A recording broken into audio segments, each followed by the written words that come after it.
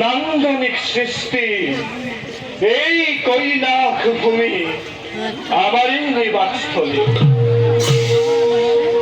পার্বতীর হবে আমি শংকৰে মহা সুখেৰে ইয়াতে কৰিছো বসতি।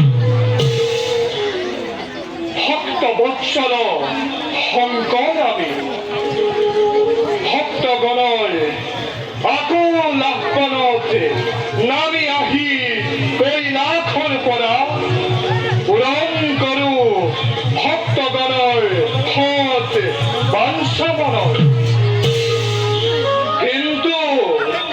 কিন্তু যেতিয়াই অধৰ্মৰ কাল বিভীষিকাই গ্ৰাস কৰে বিনন্দীয় সৃষ্টি, মুহূৰ্ততে পৰিহৰি